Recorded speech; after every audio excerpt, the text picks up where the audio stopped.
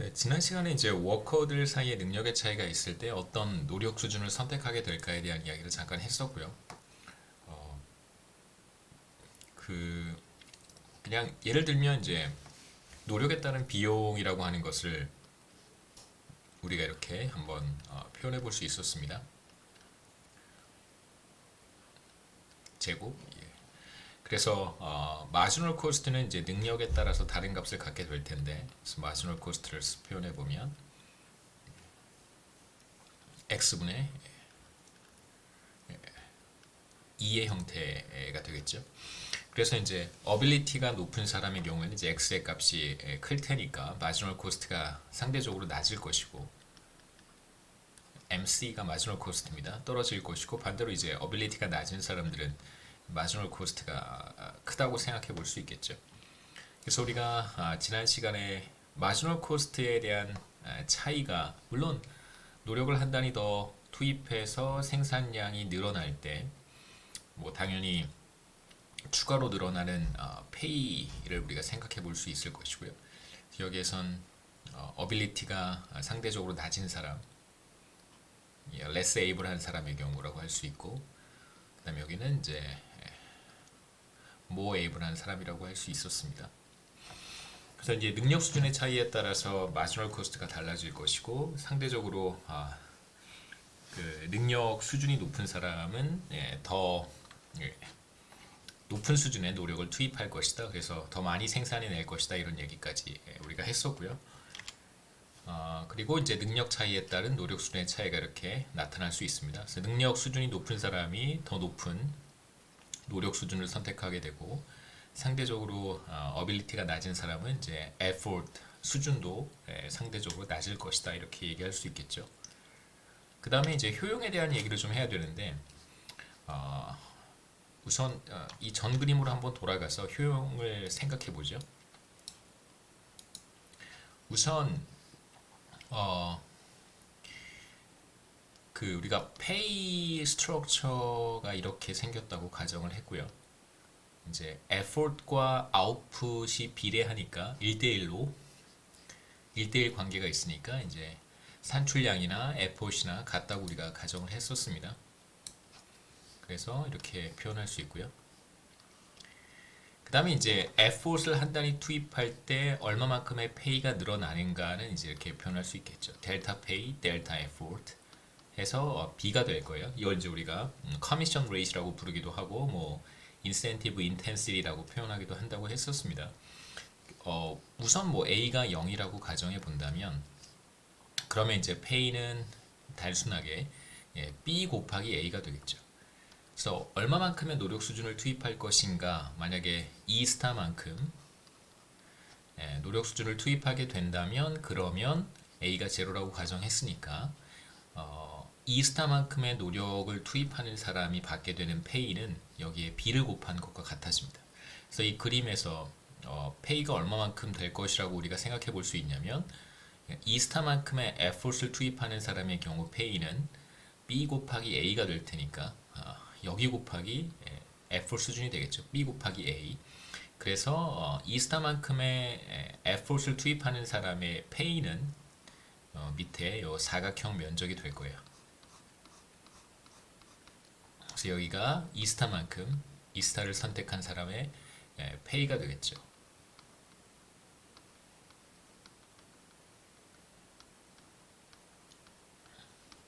그 다음에 이제 유틸리티에 대한 이야기를 해야 되는데 유틸리티를 우리가 어떻게 정의했냐면 페이 마이너스 effort에 따른 코스트였습니다. 그럼 이제 페이를 우리가 계산을 했으니까 이번에는 코스트를 한번 계산해 봐야 되겠죠. 그래서 얼마만큼의 그 코스트가 발생하는지 뭐 이 경우도 사실 간단하게 생각해 볼 수 있는데요. 우선 특수한 형태의 비용 함수를 한번 생각해 보겠습니다. 우선 예를 들어서 우리가 2분의 2x분의 1 곱하기 effort의 제곱이라는 형태의 이제 비용 함수를 생각을 했고요. 이게 c의 2였고 이건 이제 미분한 것이 C 프라임의 이 한계 비용이라고 이야기를 했고 F4 나누기 이제 X와 같겠죠.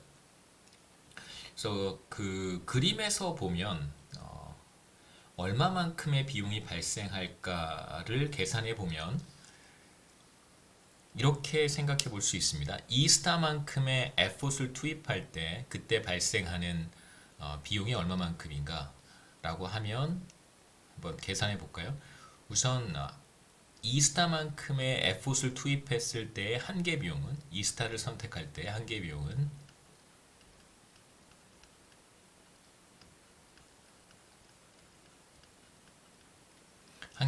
바로 2스타 나누기 x가 될 거고요. 그러니까 다시 말하면 2스타 나누기 x라고 하는 값이 어떤 값이냐면 바로 이 값이 될 거예요. 이 값이 바로 결국은 b와 같아지겠죠, 그렇죠? 예. 이 값이 바로 2스타 나누기 x와 같습니다. 이게 한계 비용이니까요. 자, 그 다음에 지금 한계 비용을 계산했고 총 비용은 얼마만큼 될 것인가? 그러니까 여기에 2스타만큼을 곱해주고 이걸 만들어 보는 거죠. 2스타만큼을 곱해주고 그리고 2분의 1을 다시 곱해주면 노력 수준이 2일 때 얼마만큼의 비용이 발생하는가 정확히 비용을 우리가 계산할 수 있습니다. 그러니까 2만큼을 곱해주고 2스타만큼을 곱해주고 그 다음에 2분의 1로 다시 곱해주면 되겠죠. 그 말은 무슨 말이냐면 지금 이 사각형을 보시면 이 높이가 2스타 x분의 2스타와 같고요. 높이가 그 다음에 이제 가로 축의 길이가 2스타와 같겠죠. 결국은 뭘 계산하라는 것이냐면 아랫변 곱하기 높이 나누기 2니까 결국은 이 삼각형의 면적을 계산하라는 것입니다. 그러면 이게 바로 뭐와 같냐면 노력 수준을 2스타만큼 투입할 때 그때 발생하는 어떤 심리적인 비용 혹은 뭐 페인 이런 것들이라고 볼 수 있겠죠. 이게 바로 총 비용이에요. 그러니까 사실 우리가 미분을 했기 때문에 어떤 그 함수를 미분하면 미분한 다음에 그 함수 값을 계산하고 싶다면 무슨 말이냐면 이런 거죠, 그렇죠?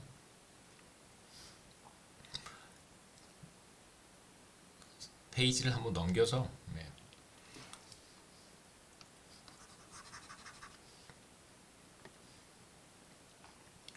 뭐 이런 걸 한번 생각해 볼 수 있습니다. 자, 이런 어떤 함수가 있을 때 이 함수를 미분했더니 이렇게 직선의 그래프가 됐다고 한번 해보죠. 예를 들면 뭐 x의 제곱을 미분한 거예요. 그러면 이제 2x가 되겠죠.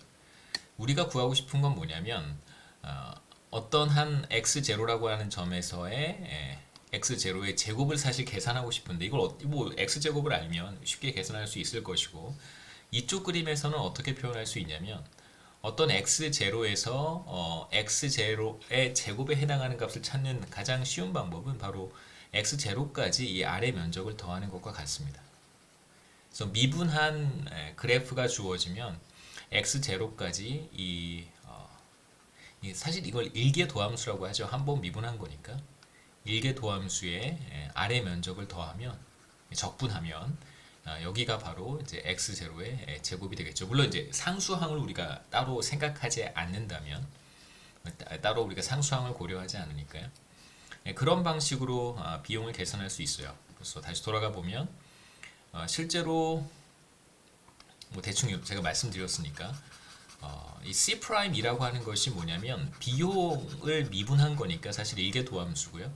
그래서 E스타만큼을 투입했을 때의 비용은 얼마일까? 이건 한계 비용이고 비용은 얼마일까? 라고 물어본다면 E스타까지 이 한계 비용 곡선의 아래 면적을 다 더하면 그럼 이게 바로 총 비용이 되겠죠. 이 부분이 총 비용이 됩니다. 그래서 사실 지금 우리가 계산한 것은 C에 해당하는 것이고 페이는 이 푸른색으로 제가 표시한 사각형의 면적이 페이고요. 이 전체가 페이고 그 다음에 한계 비용 곡선 아랫부분에 해당하는 부분이 비용이니까 이 부분을 빼면 이스타만큼의 노력을 투입하는 사람의 효용은 정확히 이 면적이 되겠죠. 이게 바로 less able worker의 효용이라고 할 수 있습니다. E스타를 선택하는 사람의 효용이겠죠. 그럼 이제 이 더블 스타를 선택한 사람의 효용은 어떻게 될까? 마찬가지 방식으로 계산해 볼 수 있습니다. 그래서 효용 부분으로 다시 돌아가서요. 13페이지에 아까 얘기했던 것처럼 이 A스타만큼의 노력을 투입하는 사람의 효용은 바로 이 위의 면적과 같고, 그 다음에 E스타 B만큼의 노력을 투입하는 사람의 유틸리티는 어떻게 될까? 마찬가지 방식으로 계산하면 됩니다. 이 사람이 받는 페이는 이 전체의 사각형이 되고 이게 페이가 될 것이고요. 코스트는 한계 비용 곡선의 아래 면적 쭉 다 더하면 이게 코스트가 될 거예요. 그래서 이 부분이 바로 C의 E 스타 B가 되겠죠.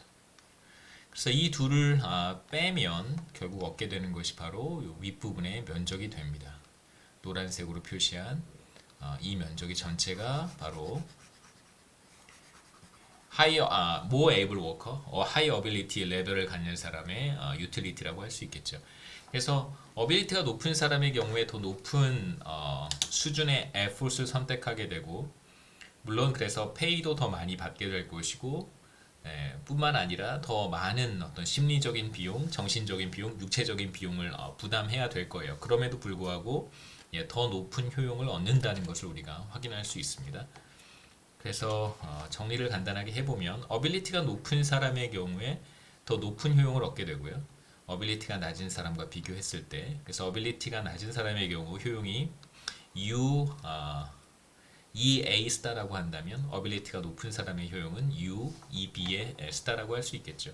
그래서 어빌리티가 높은 사람은 노력 수준도 상대적으로 더 높고, 그리고 이제 효용 수준도 더 높다는 것을 이제 간단하게 우리가 확인해 볼 수 있습니다. 앞서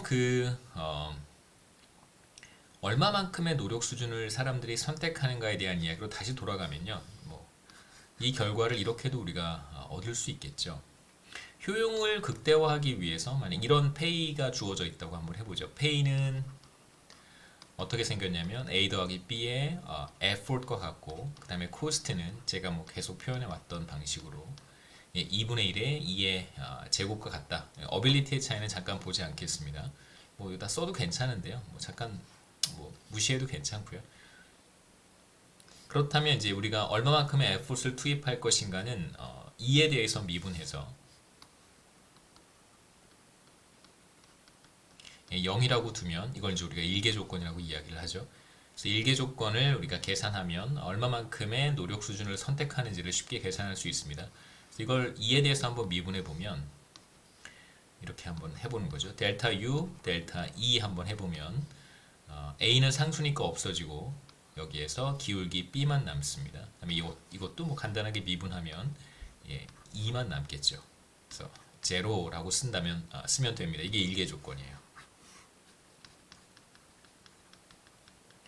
그래서 어떤 사람은 능력의 차이는 우리가 생각하지 않으니까 어떤 사람이 얼마만큼의 노력 수준을 선택할 것인가, 간단한 이그젬플에서 최종 노력 수준은 바로 인센티브 인텐시티만큼 혹은 이제 보수율 혹은 커미션 레인만큼 이만큼 이제 노력 수준을 선택한다라고 하는 걸 이제 우리가 간단하게 보일 수 있겠죠. 여기에 이제 응용을 해본다면 어빌리티의 차이를 반영하기 위해서 EX라고 쓴다면 남는 건 이렇게 되겠죠. 여기에 뭐가 달라지냐면 x분의 1이 남아있을 것이고, 그래서 정리하면 effort에 대해서 정리하면 이제 x 곱하기 b가 될 거예요. 그래서 x가 큰 값을 갖는다면 그게 바로 ability가 높은 사람일 테니까 ability가 높을수록 이제 x 값이 증가한다고 우리가 이야기를 했었습니다. 상대적으로 더 낮은 비용을 부담하게 되는 경우라고 할 수 있겠죠. 그래서 x 값이 상승하면 그게 바로 ability가 높은 거니까 어빌리티가 높은 사람의 경우 effort 수준이 더 높다고 볼 수 있겠죠. 그래서 x가 높을수록 노력 수준도, 그러니까 이 사람이 선택하는 최적 노력 수준, 자신의 효용을 극대화하는 최종 노력 수준도 증가하게 됩니다. 그러니까 더 많은 노력을 투입하게 된다는 것이죠. 그래서 결과적으로는 더 높은 효용을 얻는다 이렇게 얘기할 수 있습니다. 그 다음에 이제 우리가 하려고 하는 것은 피스 레이스 해소에 대한 이야기를 조금 받고 이제 타임 레이스의 경우에 어떤 결정을 하는지 또 그때 어떤 효용을 얻는지를 먼저 살펴본 다음에 사람들이 피스 레이트과 타임 레이스의 두 가지 컨트랙트가 존재한다면 어떤 사람이 어떤 컨트랙트를 선택하게 될까?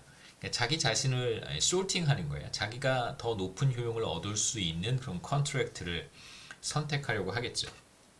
그래서 어빌리티가 높은 사람이 피스 레이스를 선택하려고 할까? 아니면 타임 레이스를 선택하려고 할까? 반대로 어빌리티가 낮은 사람이 피스 레이스를 선택하려고 할까? 아니면 타임 레이스를 선택하려고 할까? 이 의사결정 문제까지 보도록 하겠습니다. 그래서 우선 타임 레이스의 경우 한번 생각해 볼 텐데요. 타임 레이스의 경우에는 그냥 미니멈 리퀘어먼트만 해주면 돼요. 그러니까 어떤 최저 그냥 미니멈 리퀘어먼트라는 표현 쉽게 여러분 쓰시는 표현이니까 최소 요구 조건 최소한의 업무만 수행할 수 있으면 됩니다.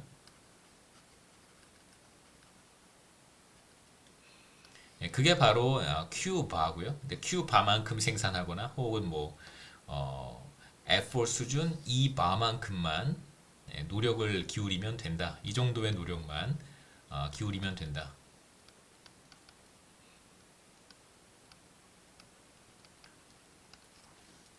예를 들면 아침 9시에 출근해서 퇴근 시간만 잘 지킨다든가 자기 자리에 앉아서 그냥 간단한 업무만 수행한다든가 이제 그렇게 우리가 생각해 볼 수 있겠죠.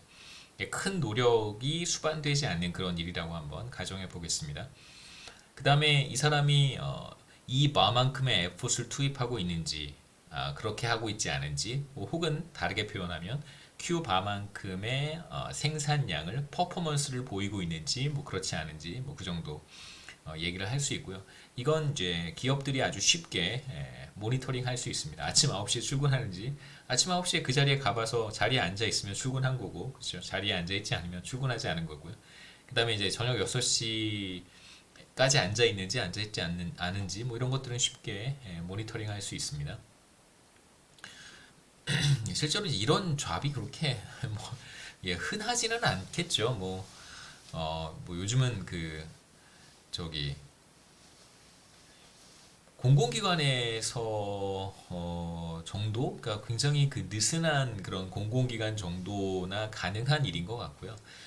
웬만해서는 이렇게 9 to 5, 9 to 6를 지키기만 하면 되는 직장은 제 생각에 모르겠어요. 제가 모르는 그런 신의 직장이 존재할지도 모르겠습니다만 그런 직장은 참 계약직이거나 혹은 단기에 잠깐 일할 수 있는 그런 일자리들이 아니면 거의 없지 않을까 이런 생각이 좀 듭니다만 여하튼 만일 이 최소한의 어떤 퍼포먼스조차도 보이지 못한다면 Q바만큼을 생산해내지 못한다면 혹은 F4 수준 E바만큼을 투입하지 않으면 그러면 바로 적발이 돼서 해고를 당합니다.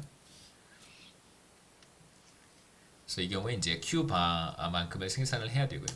그 다음에 이제 타임 레이스는 우리가 고정급의 형태라고 가정을 했는데 그냥 편의상 생긴 거는 똑같이 어떤 구조는 똑같다고 가정을 해보죠.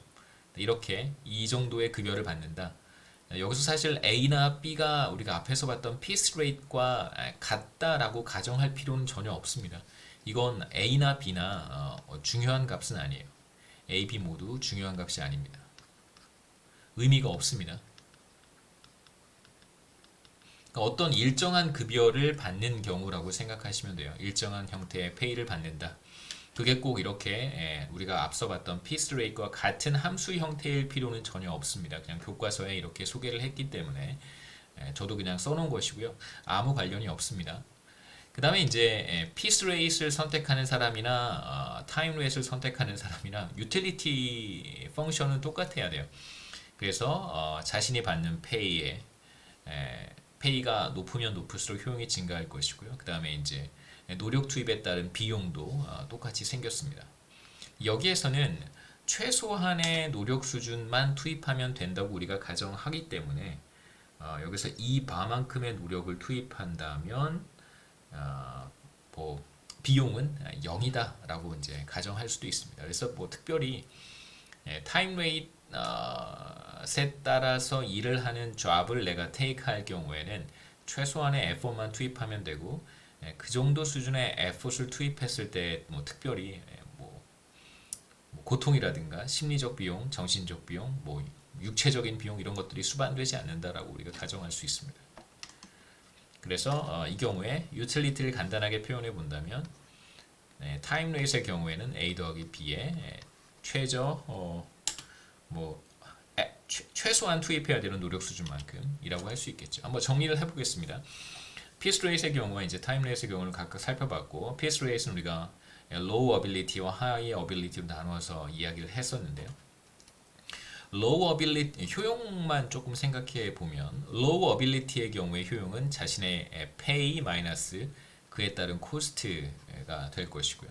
high ability는 더 높은 노력 수준을 투입하려고 할 것이고 당연히 이게 더 크겠죠. 얘와 얘를 비교했을 때 high ability가 선택하는 최종 노력 수준이 더 높습니다. 그 다음에 이제 효용은 마찬가지로 pay 마이너스 cost가 되겠죠. 앞서 이제 우리가 이야기했던 것처럼 어빌리티가 높을수록 더 높은 효용을 얻는다는 것도 봤습니다. 이 값이 더 크겠죠. 당연히 pay도 더 높고요. 그러니까 커미션 레이트 B는 같은데 하이 어빌리티의 pay가 높은 이유는 더 노력을 더 많이 하기 때문에 더 많이 생산해서 퍼포먼스가 좋아서 더 높은 급여를 받는 것이다 라고 생각하면 됩니다.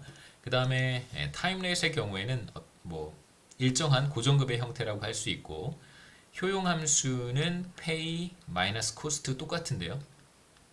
이제 우리가 비용을 생각하지 않기로 했으니까 low ability든 high ability든 상관없이 ability에 상관없이 항상 cost는 제로니까요. 상관없이 일정한 급여를 받는 경우에 따라서 효용은 어떤 일정한 값이 될 거예요. 그래서 이 값 자체가 의미가 있는 것이 아니고 타임 레이트 워커의 경우에는 효용이 일정한 값을 갖게 될 거라는 거죠. 편의상이고 그냥 U 바라고 써도 괜찮아요. 어빌리티에 따라서 어빌리티가 높든 높지 않든 타임 레이트를 선택하게 되면 항상 U 바만큼의 효용을 얻는다. 이렇게 우리가 이야기하면 됩니다. 자, 그러면 어떤 사람이 어떤 컨트랙트를 선택하는 것이 좋을까? 우선 뭐 간단하게 그림으로 한번 정리를 해보고 얘기를 조금 더 해보겠습니다. 우선 PS의 경우 똑같이 정리를 했는데요. 세로축이 유틸리티고 가로축이 어빌리티입니다. 그래서 어빌리티가 낮은 사람이면 효용이 낮다라고 했고요. 왜 그러냐면 상대적으로 적은 노력을 투입하게 되고 그로 인해서 물론 코스트는 그렇게 높지 않겠지만 이제 페이도 높지 않기 때문에 그렇기 때문에 이제 유틸리티가 낮다고 볼 수 있고 어빌리티가 높은 사람의 경우 하이 어빌리티의 경우에는 더 높은 노력 수준을 투입하게 되고 하이 어빌리티는 더 많은 노력을 투입한다고 하더라도 그렇게 심리적 비용, 정신적 비용이 많이 들지 않기 때문에 상대적으로 높은 급여를 받는 하이 어빌리티의 효용이 더 높다고 볼 수 있겠죠. 그래서 하이 어빌리티의 효용과 로우 어빌리티의 효용이 차이가 있습니다. 그래서 마찬가지로 뭐 어빌리티가 이 사이에 있다고 하면 이렇게 우리가 스무드하게 유틸리티가 증가하는 것으로 표현할 수 있겠죠. 그래서 왜 그러냐면 이제 pay 마이너스 우리가 cost를 이렇게 썼으니까요. 2분의 x 이런 간단한 형태라고 한다면 이제 x가 큰 값을 가지면 가질수록 상대적으로 코스트는 감소할 테니까 더 높은 노력 수준을 선택하게 될 것이고 더 높은 퍼포먼스를 통해서 더 높은 급여를 받을 테니까 효용이 이렇게 스무드하게 증가한다고 얘기할 수 있을 거예요. 자, 그 다음에 이제 뭐 간단하게 정리를 한번 해볼까요? 그 다음에 이제 두 번째 타임레이까지 얘기를 하고 간단하게 정리를 한번 해보죠. 타임레이드 워커 같은 경우에는 뭐 특별히 노력 투입에 따른 비용이 수반되지 않는다고 했으니까 일정한 효용을 얻게 되겠죠. low ability든 뭐 high ability든 상관없이 일정한 수준의 효용을 얻게 될 거예요. 그 U 바라고 쓸 수 있다고 했습니다. 여기에서는 그냥 뭐 A 더하기 B의 뭐 minimum requirement 이 바만큼의 효용을 얻을 거예요. 어디 아무데나 그림을 그려도 상관없습니다. 이 중간쯤 어딘가에 있겠죠, 그렇죠? 이렇게. 자, 그러면 우리가 무슨 얘기를 할 수 있냐면 high ability 워커들은 피스 레이스를 선택할 때 자신이 얻는 효용과 타임 레이스를 선택할 때 자신이 얻는 효용을 비교를 해서 더 높은 효용을 얻을 수 있는 컨트랙트를 선택할 거예요. 이 지금 그림에서 보면 하이 어빌리티 같은 경우에는 피스 레이스를 선택했을 때 더 높은 효용을 얻을 수 있습니다. 그래서 워커 B의 경우에는 하이 어빌리티니까 B의 경우에는 이제 피스 레이스를 선택할 가능성이 높다라고 얘기할 수 있고요. 반대로 low ability의 경우에는 piece rate를 선택할 때 효용은 이만큼이지만 time rate를 선택할 때 효용은 더 높습니다. 그럼 이제 low ability worker, 워커 A와 같은 low ability worker의 경우에는 time rate를 선택할 때 더 높은 효용을 얻을 것이다 라고 얘기할 수 있겠죠. 그래서 이 두 효용 수준이 같아지는 점을 하나 찾을 수 있는데 피스 레이스로부터 얻는 효용 수준이겠죠. 어빌리티에 따른 효용이에요.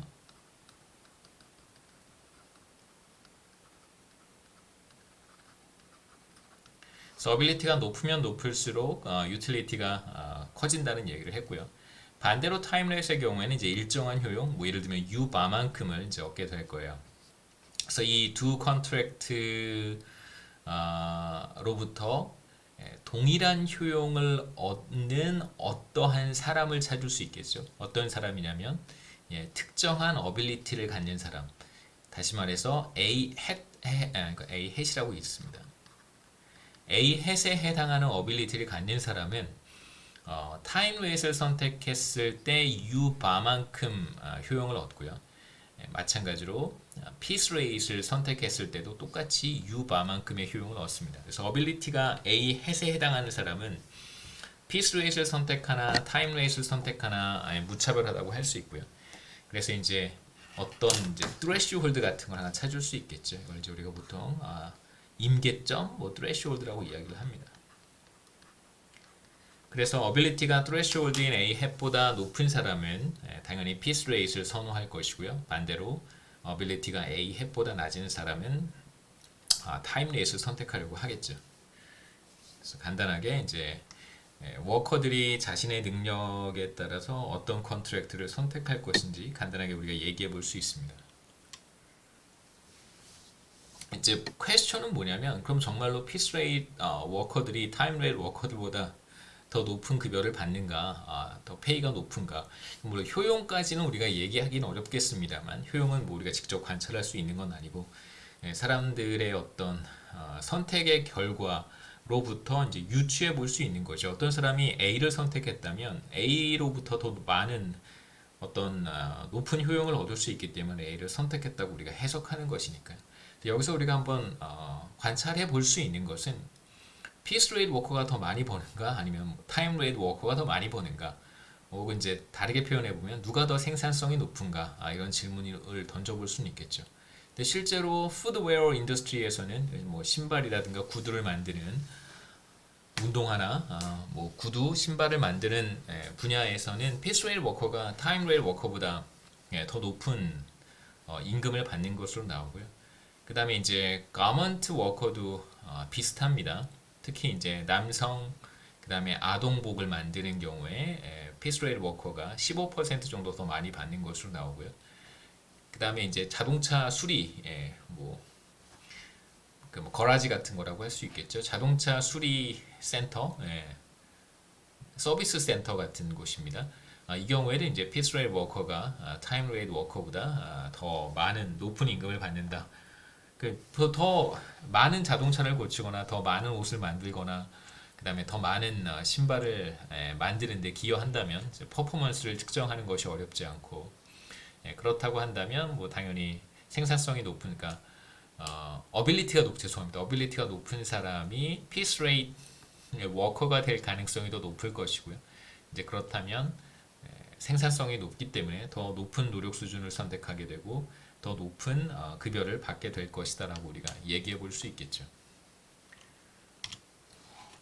그 다음에 몇 가지 우리가 생각해 볼 만한 이슈들이 있습니다. 첫 번째는 피스 레이트이라고 하는 것이 인센티브 페이에 대한 이야기를 하고 있는데 노력과 성과에 연동해서 보상을 하는 것이 정말 모든 상황에 적용될 수 있는 것인지 부작용이라든가 어떤 부정적인 측면은 없는 것인지에 대한 이야기를 조금 해보고 그 다음에 피스 레이트 이외에도 우리가 생각해 볼 수 있는 보너스라든가 혹은 PS 같은 프로핏 쉐어링 같은 것들도 우리가 한번 생각해 볼 수 있습니다. 우선 첫 번째 피스 레이트이 갖는 어떤 부정적인 측면, 단점들을 생각해 볼 수 있는데요.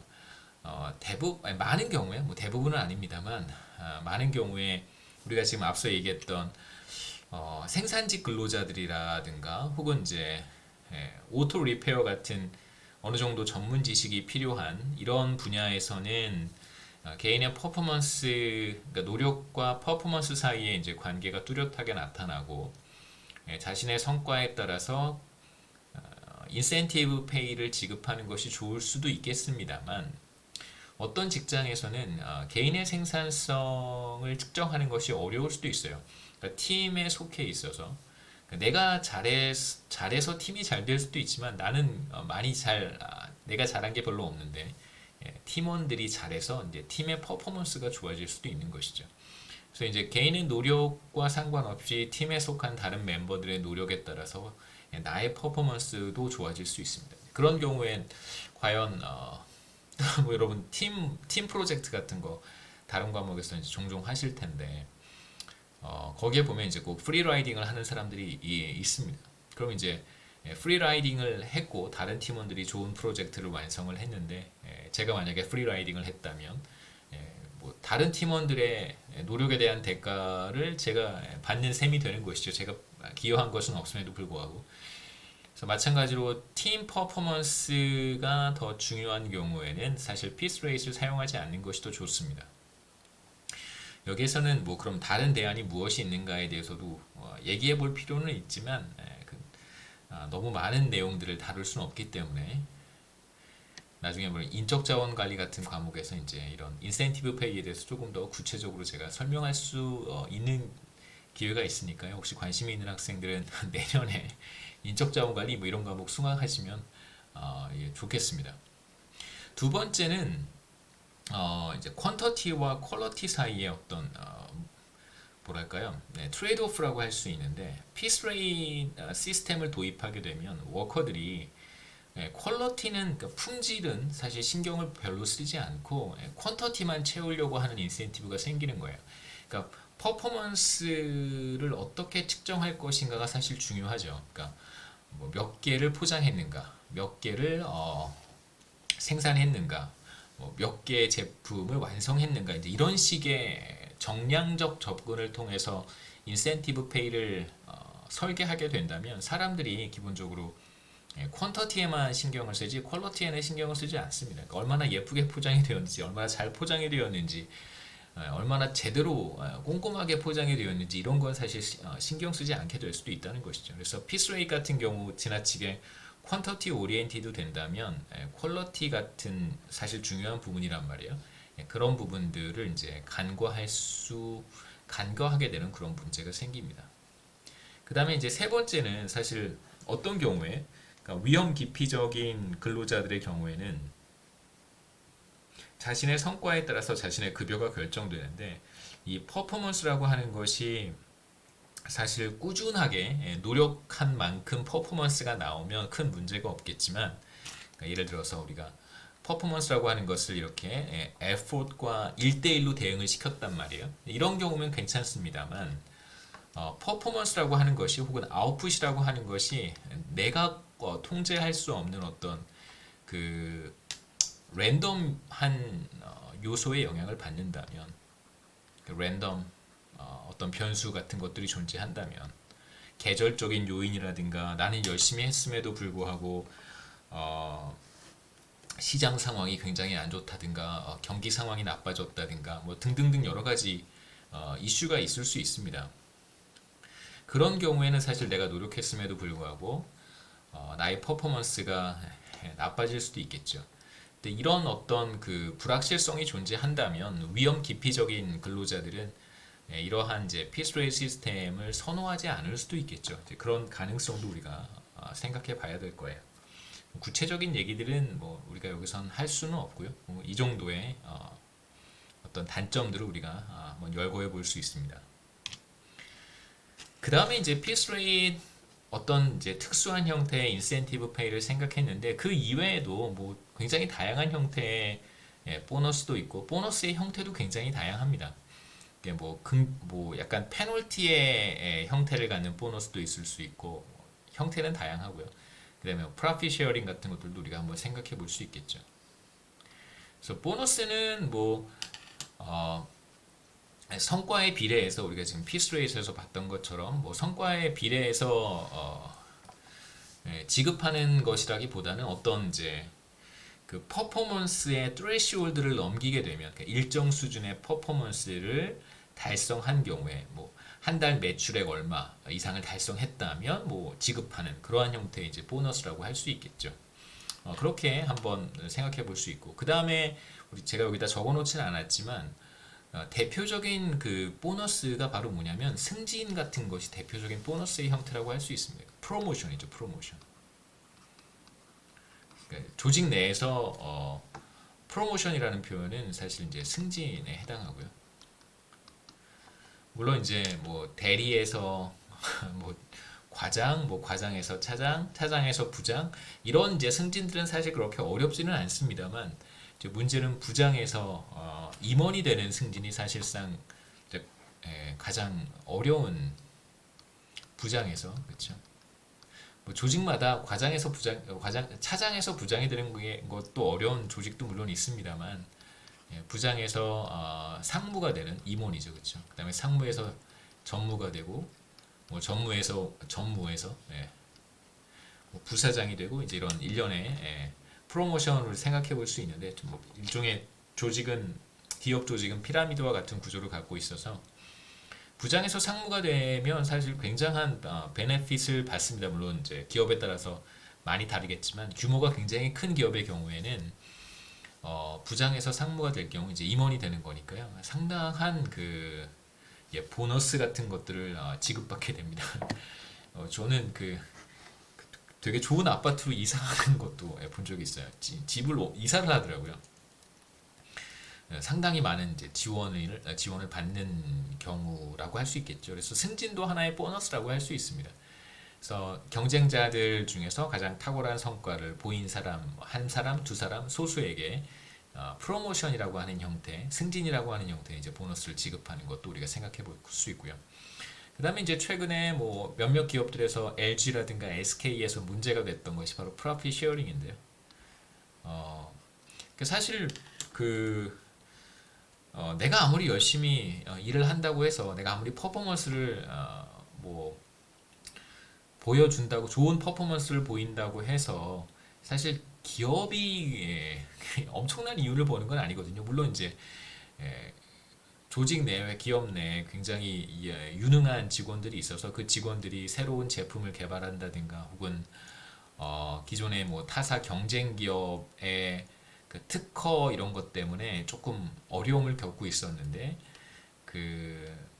경쟁사의 특허보다 조금 더 좋은 어떤 기술을 개발을 해서 그 특허를 뒤집어 엎을 수 있는 그런 기술력으로 뭐 그런 기술력을 보여줄 수 있는 직원들이 존재한다면 뭐 당연히 회사가 좋아지는 건 맞는데요. 대체로 일반적으로 그런 특수한 경우를 제외한 대부분의 경우에는 이제 뭐 시장 상황이 기업의 우호적이어서 기업이 이윤을 영업이익을 많이 달성하는 경우가 일반적이라고 할 수 있습니다. 그래서 실은 사실 프로핏 쉐어링 같은 경우에 문제가 되는 것은 직원들이 굉장히 열심히 일을 해서 회사가 이윤을 본 것인가 그러니까 대체로 보면 그런 상황들이 항상 직원들은 열심히 일을 하겠죠. 열심히 일을 합니다. 그렇다고 해서 제가 뭐 직원들이 열심히 일을 하지 않았는데 너무 프로핏 쉐어링 PS를 너무 바라는 것이 아니냐 이런 얘기를 하고 싶은 것은 아니고요. 그러니까 인과관계를 규명하기가 쉽지 않다는 거예요. 그러니까 매해마다 직원들은 열심히 일을 하는데 작년에도 똑같이 열심히 일을 했고 올해도 똑같이 열심히 일을 했어요. 그런데 작년에는 기업의 어떤 영업이익이라든가 전반적인 기업의 퍼포먼스가 좋지 않았습니다. 시장에서의 성과가. 그런데 올해는 직원들이 똑같이 일을 했음에도 불구하고 성과가 굉장히 좋아졌어요.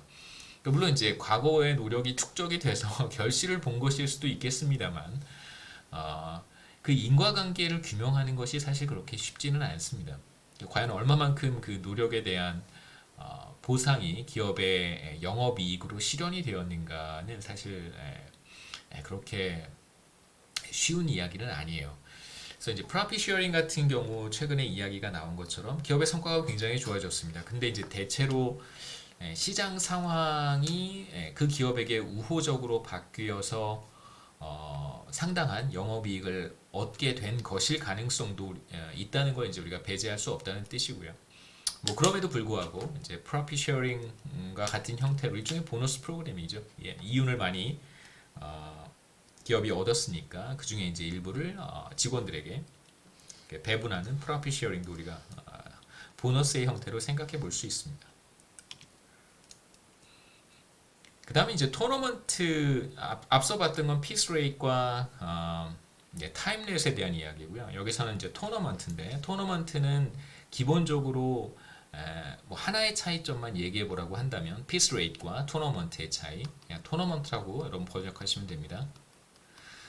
피스 레이트과 중요한 특징 하나는 차이점 하나가 무엇이냐면 피스 레이트의 경우에는 그 사람의 퍼포먼스를 정량적으로 측정하는 것이 가능해요.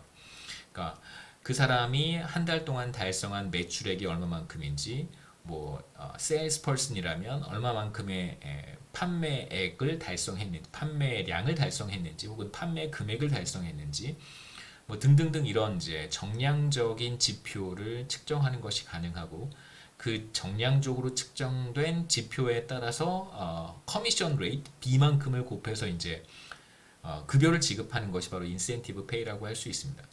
이건 기본적으로 절대평가예요. 피스 레이트는.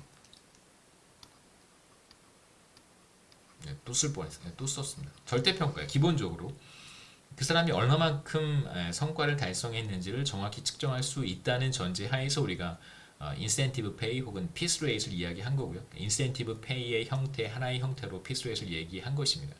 지금 우리가 여기서 지금부터 보려고 하는 토너먼트는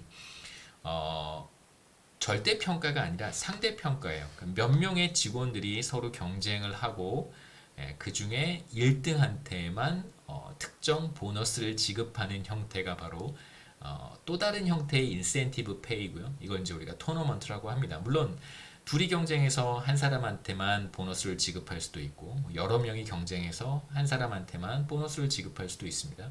뭐 또는 여러 명이 경쟁을 하는데 소수 인원들에게만 2명, 3명 뭐 이렇게 인원들에게만 이제 보너스를 지급할 수 있겠죠. 그래서 토너먼트는 기본적으로 절대평가에 관심이 있는 것이 아니라 순위에만 관심이 있는 거예요. 누가 1등이고 누가 2등인지 그거에만 관심이 있는 것입니다. 그래서 이기면 토너먼트 경쟁이죠. 경쟁에서 이기면 그럼 이제 회사가 제시한 보너스를 받는다 이렇게 생각하면 되겠죠. 혹은 뭐 등수에 따라서 순위에 따라서 1등한테는 좀 많이 주고 2등이나 3등한테는 조금 적게 주는 식의 이제 보너스도 생각해 볼 수 있습니다만 이어서 제가 간단한 모형을 소개할 텐데 그 모형에서는 이제 두 사람이 경쟁을 하고요. 한 사람이 모든 보너스를 독식하는 그런 상황을 보도록 하겠습니다.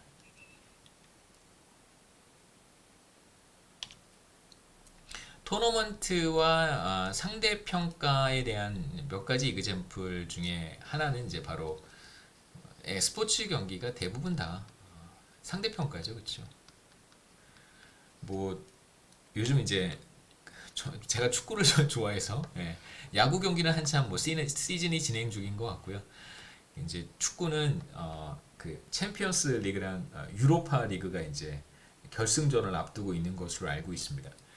그럼 이제 결국은 결승전까지 최종 파이널까지 계속해서 이제 이겨서 올라온 팀이 최종적으로 두 팀이 남아서 두 팀이 이제 결승전을 치르는 거잖아요. 두 팀이 이제 경쟁을 해서 상대방보다 잘하면 그러면 이제 1등이 되는 겁니다. 절대적으로 어느 수준에 도달했다고 해서 그 팀이 그 우승컵을 드는 것이 아니고요. 그냥 최종 결승전에서 상대방보다 조금만 더 잘하면 한 골만 더 넣으면 그럼 이기는 것이죠.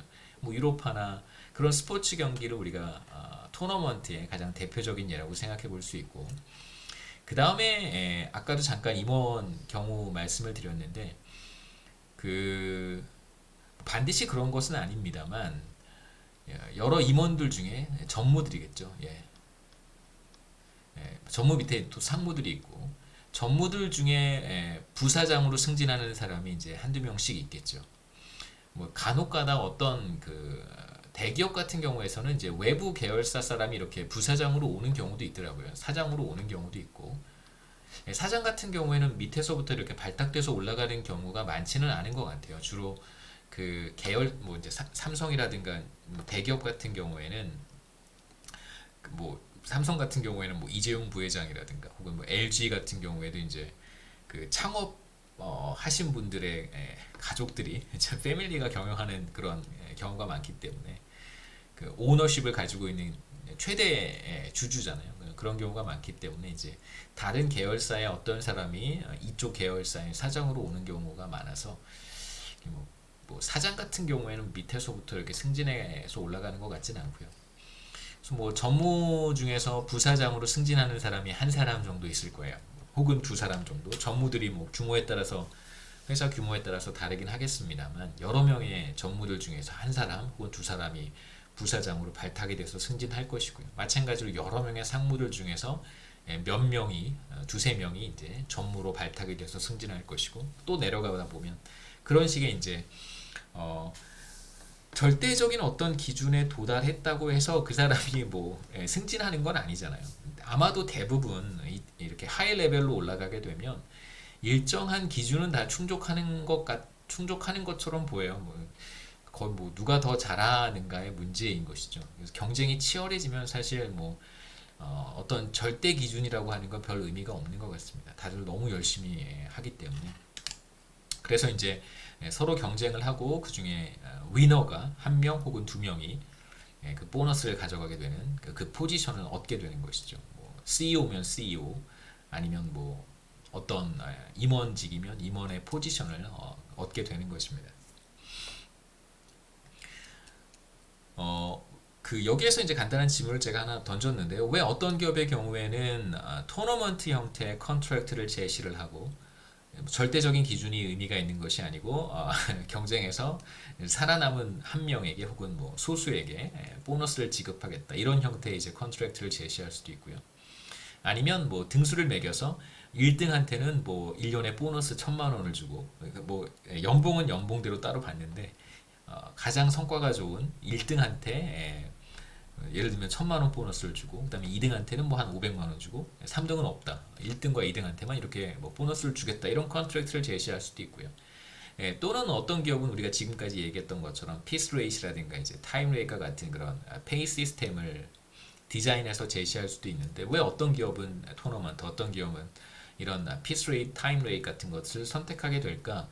뭐 바럼 라인은 기본적으로 성과를 정량적으로 측정하는 것이 가능한가, 아니면 의미가 있는가, 이 두 가지입니다. 가능한지, 근데 가능하더라도 그게 의미가 없을 수 있잖아요. 굳이 뭐 그걸 우리가 정량적으로 절대 기준을 만들어서 그걸 넘으면 다 보너스를 지급한다? 그건 그렇게 썩 make sense 하지는 않은 것 같아요. 가능한가, 이게 feasible한가 라고 한번 질문을 해볼 수 있고, 그럴 필요가 있는가. 그러니까 그런 것입니다. 그러니까 강의 평가 같은 경우에도 이제 여러분들은 강의 평가, 우리가 이제 경험할 수 있는 이그젬플들이 많지는 않으니까요. 강의 평가 이제 학생들이 여러분이 수강한 과목들, 교수들의 강사들의 이제 강의 평가를 할 텐데, 그럼 이제 사실 그건 어떻게 보면 여러분은 어떤 마음을 갖고 평가할지 모르겠지만 제가 봤을 때는 약간 절대평가의 의미가 좀 있습니다. 그래서 이제 학생들은 각 개별 과목에 대해서 다 이제 절대평가를 해요. 그러면 이제 우리 학교의 교수나 강사들이 다 점수를 받겠죠. 그렇죠? 그런 다음에 이제 어떻게 하냐면 이걸 교수들 사이에서 상대평가를 하는 거예요. 점수를 받게 되면 높은 점수를 받은 사람도 있고 낮은 점수를 받은 사람들도 있겠죠. 그렇죠?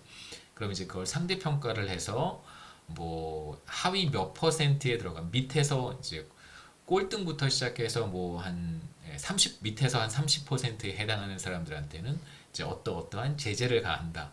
이런 식의 이제 이건 사실 어드밴티지를 주는 건 아니고 디스어드밴티지를 페널티를 주는 시스템이라고 할 수 있습니다. 이제 거꾸로 생각해 보면 우리 학교에서는 그렇게 하지 않는데 상대 평가를 해서 가장 그 강의 평가 점수가 좋은 한 사람에게 만약에 보너스를 줄 수도 있는 거예요.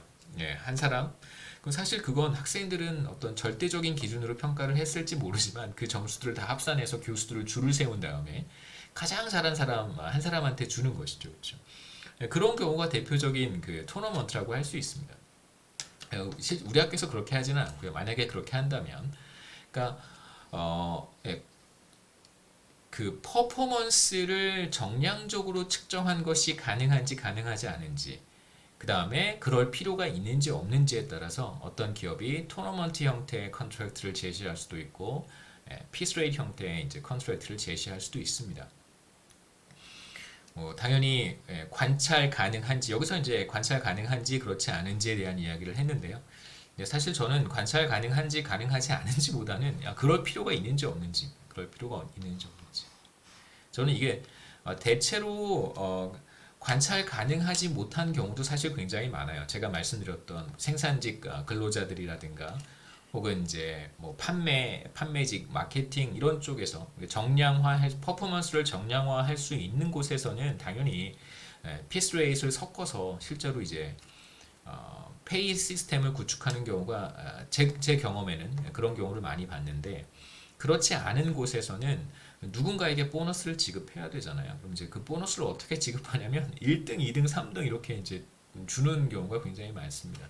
저도 전에 직장에서 어, 정말 제가 퍼포먼스가 좋아서 한번 받은 적이 있는데 제가 퍼포먼스가 좋아서 받은 건 아니고 그냥 그 약간 그런 거죠. 이제 그 자기가 이렇게 키워주고 싶은 사람, 그 사람한테 보너스를 주는 경우였었어요. 제 경우에는. 그래서 한번 받은 적은 있습니다.